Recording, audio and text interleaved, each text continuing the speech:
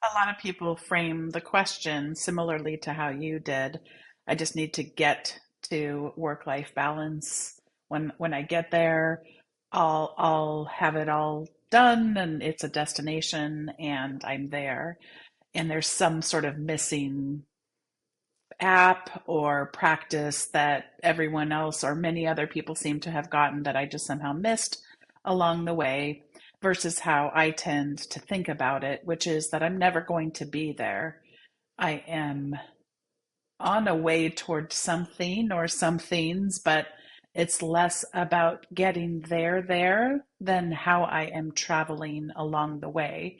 And what that allows me to do is realize that I can have days, hours, weeks in which I am not using the tools that I have along with me for the journey very well, or if at all.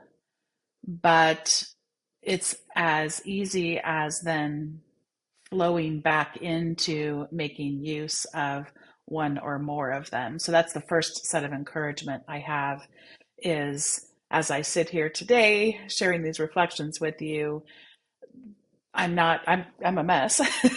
So, but I have this set of tools to go, oh, I have this with me. I remember how to use that. Let's get that back, that tool back. Let's start focusing on that. That will bring me peace. That will bring me ease in my life and thinking of it that way.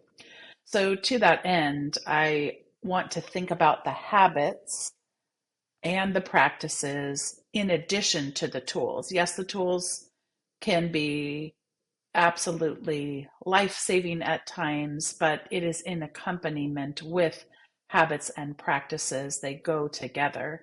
So, one easy thing for me, an example of this would be I got a deal at some point, or I saw a deal come across where I could buy a lifetime membership of the Calm app, which is a meditation app. There are many good ones out there.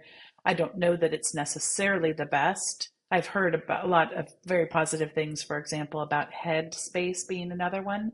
But in this case, it was a lifetime for like, I think it was something like $150. Oh my goodness gracious, I did it and I've never looked back. And one of the things that regularly I do when I can't sleep at night is to put on one of their get back to sleep meditations. And I cannot believe the way in which this habit, this practice has allowed me to just build this in. I thought it's so funny how quickly it works for me most nights. And then it also, of course, keeps is the gift that keeps on giving because there's stretches. I'll try to build in a habit of getting up every 25 or 30 minutes, doing the Pomodoro thing, and then doing some stretching or doing some walking around. So it's been really useful to me.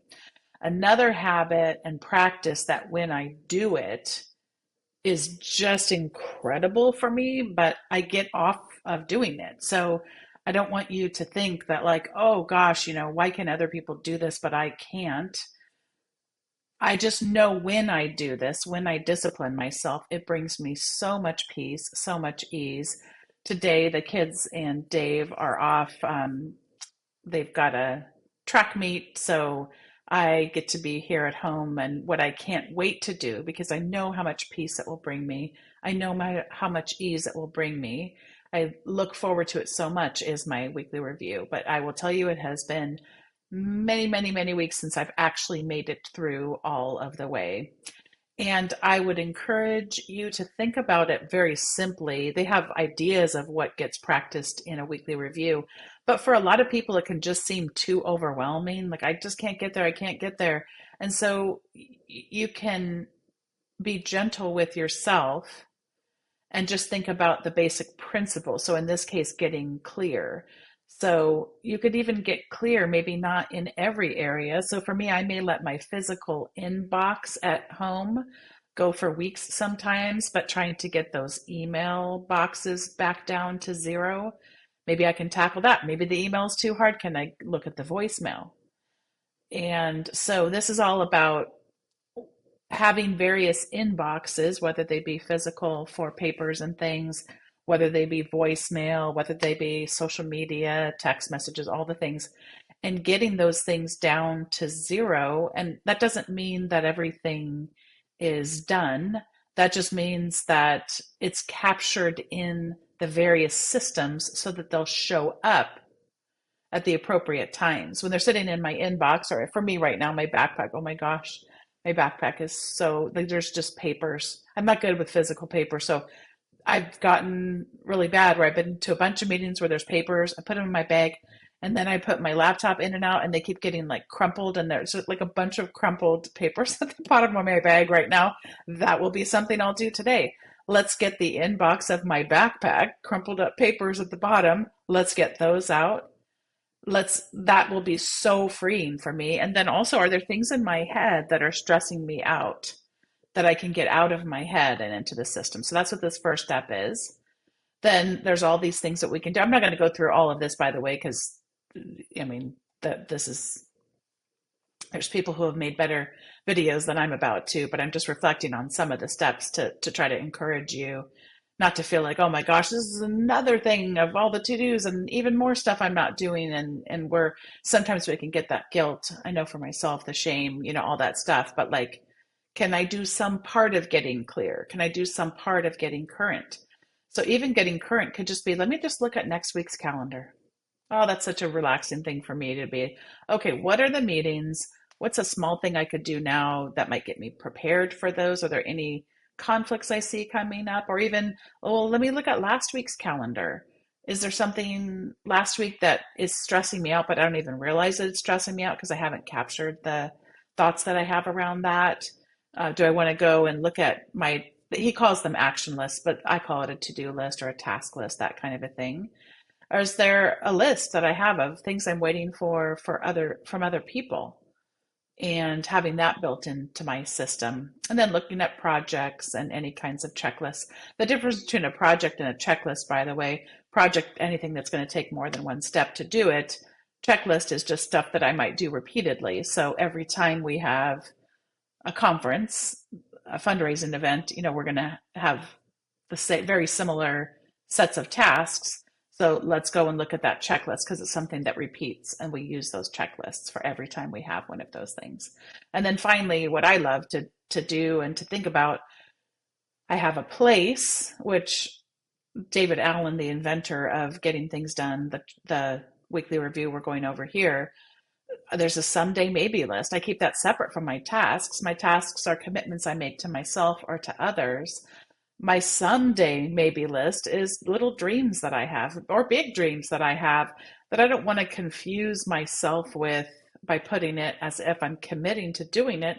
These are just, hey, this would be fun to do someday. I don't know if I'll do it. For a long time, I had apple picking at Oak Glen, and that it probably sat there for 5 years, and then we finally went. But and it's really fun, by the way. We've been back since then.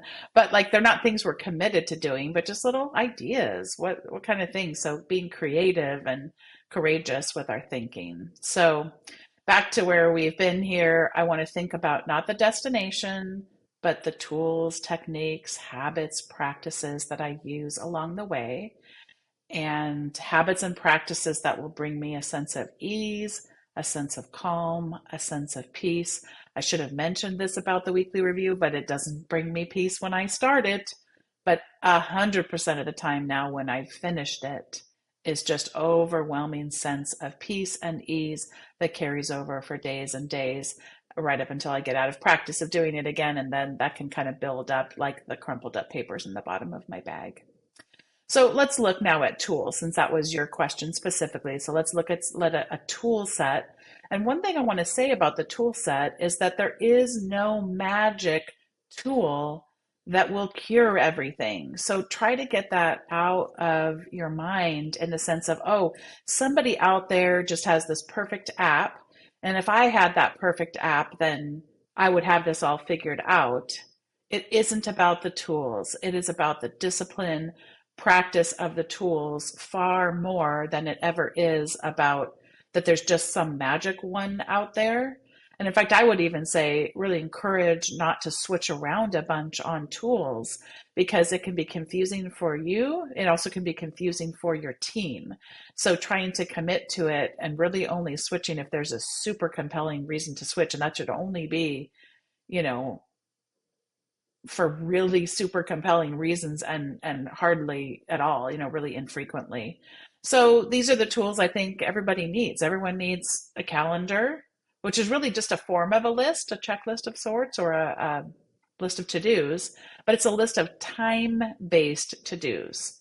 So it is different from a task manager in that they're tasks, but I need to be there at a particular time. I've committed to myself and or to others that at a particular time something will happen. So having a calendar that does the job of being a calendar really, really well. And the problem runs into when we use tools for reasons that they weren't designed for. Like a lot of people use email as a task list or a task manager, project manager. It's horrible at that. It's terrible at that. It was never designed to do that. There can be some integrations where, in my case, like I can email a task to my task manager from my email.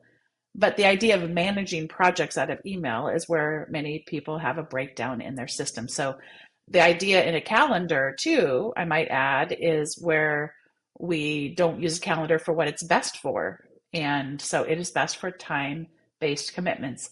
I will say that getting things done, David Allen tries to say your calendar is only for where you would have to do it at that time. There are many people, including myself, who also use, in addition to using it for that, time blocking and looking at our task manager and looking at our projects and then blocking out time, which might be meetings, but they might just be time to block out to work on those things. So a subtle distinction there. As far as note taking, you asked a little bit about note taking.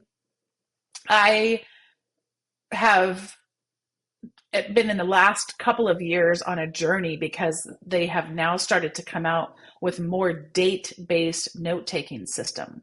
And so that would be the idea that it connects, the note system connects with my calendar, and then I can see my meetings inside of my note-taking system and then say, oh, I'm at this meeting. I want to now take notes for that meeting. And so I started with an app called Agenda. Agenda is a very good Mac Mac note-taking system. But I have eventually moved over to what is called Craft. Craft is on the Mac. It is also on Windows. They have versions for both. And what I like about it is that it offers me both date-based note-taking, so I can be taking notes as I'm in meetings, but it also offers topic-based notes. So I can do both things. And so it's got a calendar in there. I can look at when did I have this meeting? And what kind of actions did I commit to doing at that meeting or whatever. But it also can have just topics. These are, notes that I are reference notes, or they're around this particular project that I'm working on. So it's project support notes, that kind of a thing. Craft is a wonderful note. It's very beautiful. You can create all sorts of very beautiful block-based notes. And so I like that a lot. But there are so many notes out there. The other thing I like that Craft can do is collaborative note-taking. So they have different spaces. So I have my notes, but I also have notes that I share with Shannon. And then we also have ones for a broader team within teaching and learning. So I in my practice use a different task manager for myself than I do for our team.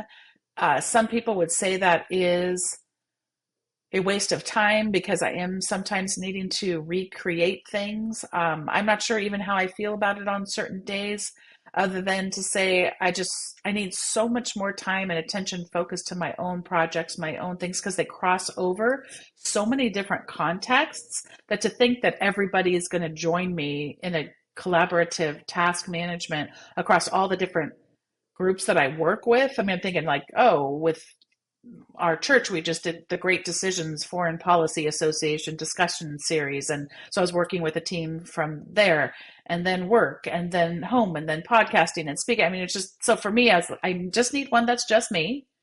to be a person of integrity, to do the things that I say I'm going to do, both to myself as well as to others. And then within the various teams, what's going to be the best team based task and project manager? I will say within teaching and learning, I fall short, others fall short on a regular basis. This is not something that we are exceptionally good at doing. When we're doing it, we're using Planner since it is baked in to Microsoft Office 365. So you can essentially take an email and quickly get it over into Microsoft To Do. Microsoft To Do is connected with Microsoft Planner. All of the users who are in Microsoft's Active Directory, I can tag them and they can be assigned a task and all of that. So I'm not like I shouldn't be, having lots of people look up to me, but it is what we currently use in a clumsy way because we're not very disciplined. That's the real thing. This is where I go back to like habits. So for us to ever get better, it would have to be about our habits and practices. The tool is just fine. It's our habits and practices that are broken that prevent us from using it to the extent to which it is helpful. I mentioned earlier about checklists and checklists. I one of the best books that just keeps on giving. I have read in this realm of productivity is Atul Gawande's The Checklist Manifesto.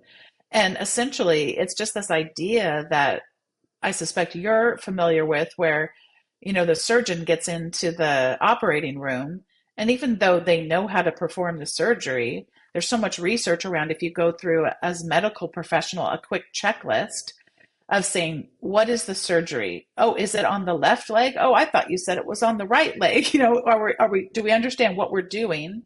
And then they have the checklist that Atul Gawande talks about. Everybody introduces themselves in the room, and that helps reduce the power differential. And therefore, people who are perceive themselves as lower status power wise in the room feel more empowered to speak up. No, no, no, it was supposed to be the right leg, not the left leg. And so the idea that checklists, even when our brains know or think they know, oh, I know what to do, it just reduces that cognitive load. Even if I've done this 1,000 times, I might get interrupted. I might forget. I might make a mistake. Multiple people might be working on this and we don't know who left off the last time. So checklists are things that repeat. And I mean, it's, again, like I said, it's a wonderful book, but that just helps us then be that much more effective. All right, just two more things. Digital bookmarks. We need to be able to take digital things and put them places and future protect and care well for future us. So most people that I meet think, well, if I have a question about anything, Google is there. I'll just go Google the answer. So that's easy. Why would we ever set up any other system when Google is there? And the answer is you may not know what to search for, and you're not going to be able to benefit from prior searching and curiosity and wondering that you have done. And so I use a tool called Raindrop. I love Raindrop. Raindrop is a wonderful digital bookmarking tool. And the reason why I love it so much, I mean, there's tons of reasons why I love it. I could just do a whole thing just on Raindrop. And by the way, I have a post about how I use it on the Teaching in Higher Ed website.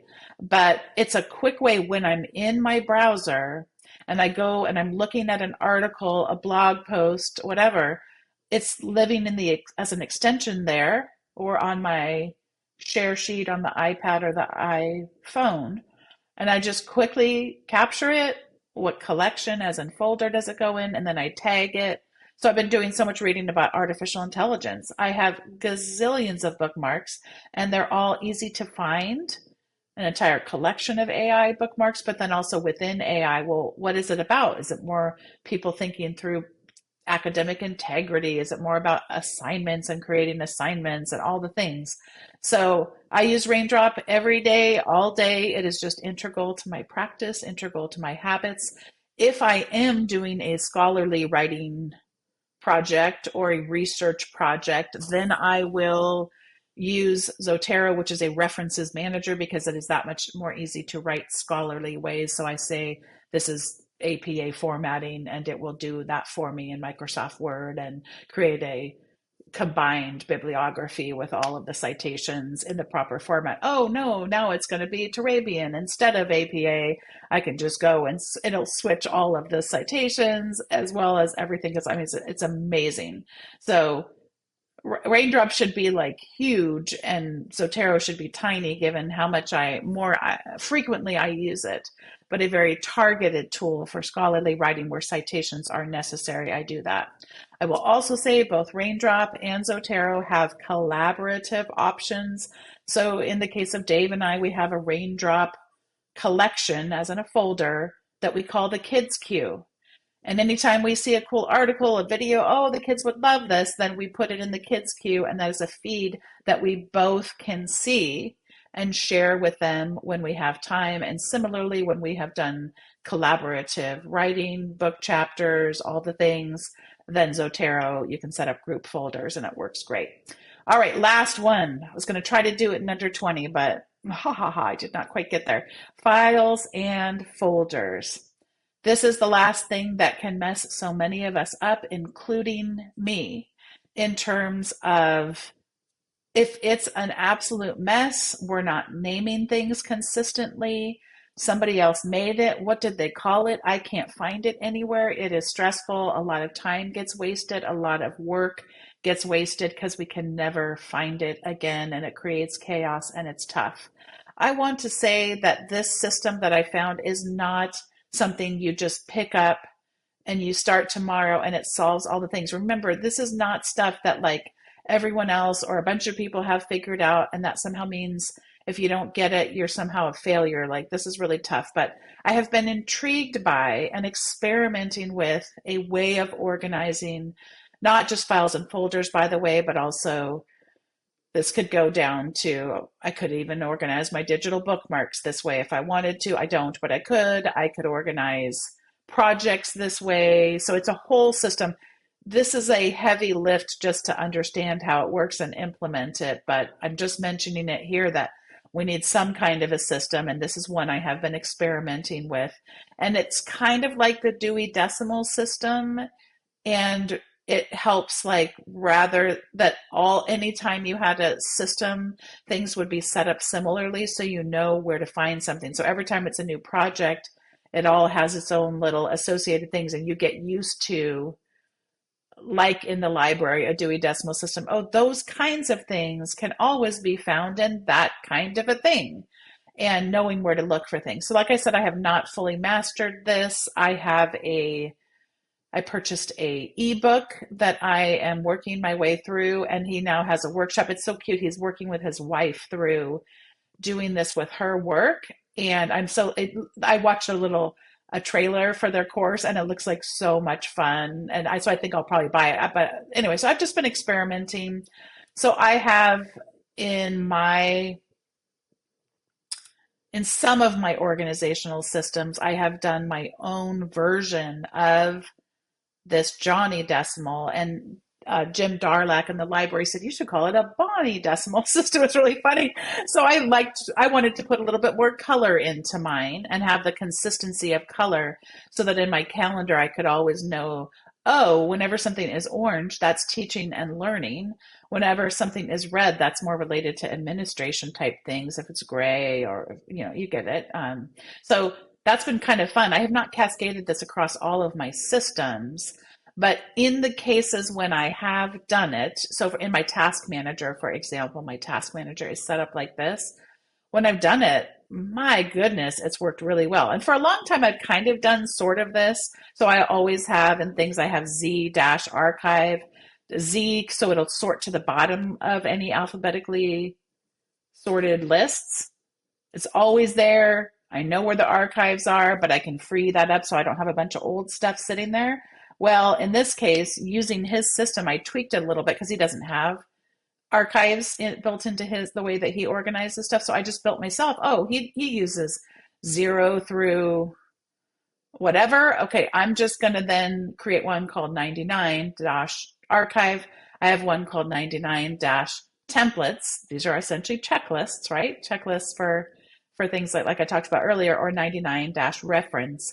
So this is in any of the systems, whether it is Vanguard Teaching and Learning or if it is my own files.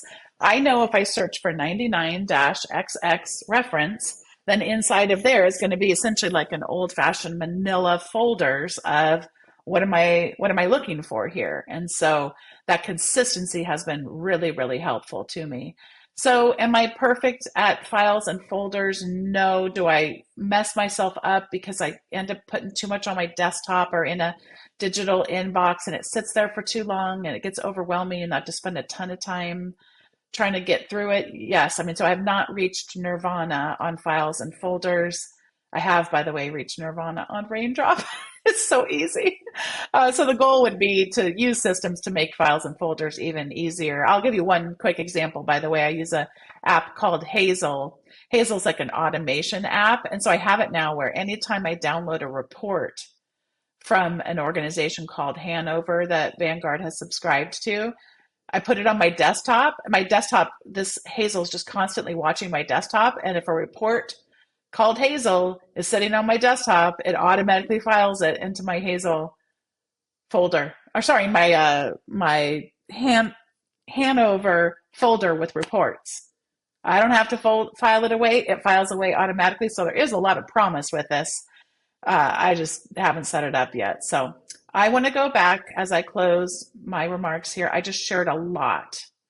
And what I don't want you to walk away with is thinking, oh, see, she's reached the destination. I'll never get there. That stuff's too hard. I want to say I am not there. I am sitting here still in my pajamas with a backpack filled with crumpled up papers at the bottom of it, inboxes that are way, way, way, way, way overflowing for how I would like to be living my life right now. I have not reached the destination. I will never reach perfection or nirvana in the destination. I do have habits and practices that bring me peace and can recenter me to that sense of ease. A big one for me, weekly review. When I do this weekly, my life is transformed. When I don't do it weekly, I am often in chaos, more chaos than is necessary to live with. And then I have my tools. I don't switch around my tool set to think, oh, there's some magic one. If I found a new one, it has this, it could do this, but what about that? These are tools, then applications that I have used forever, except for I will occasionally switch one of them. As I mentioned, switching to craft within the last year, but I'm not planning on switching off of it anytime soon. It's a good company. They make good products and they continue to slowly, I mean, they iterate, but like they don't completely create chaos because there's so many changes, like it's a familiar tool. So that is my thing. I will also say that on Teaching in Higher Ed website, I do have a list of productivity tools, but I don't even know that I'd suggest that you go there. I mean, just look through this list of tools. And do you have this kind of thing in your tool set? Do you have a digital camera? Do you have a note-taking tool? If you like this idea of date-based and topic-based, maybe you would want to take one thing away and say, you know what, I think I'd like a note system that could do both date-based and topic-based. That might help me with this. But it could be you already have a note-taking tool. You're just trying to make some other tool into your note-taking tool. So I would suggest use tools for what they do best. Find a good collaborative team project planning system. Is it Planner? Great. It's free in terms of if your university is already investing in, like ours is, in Microsoft products, then great. But there are other great ones too. Todoist is another one that some people use as both their personal and their team-based one. But try not to look for the magic answer, but just see, do I have the kinds of tools that I might need? And am I actually using them for the purpose in which they are intended?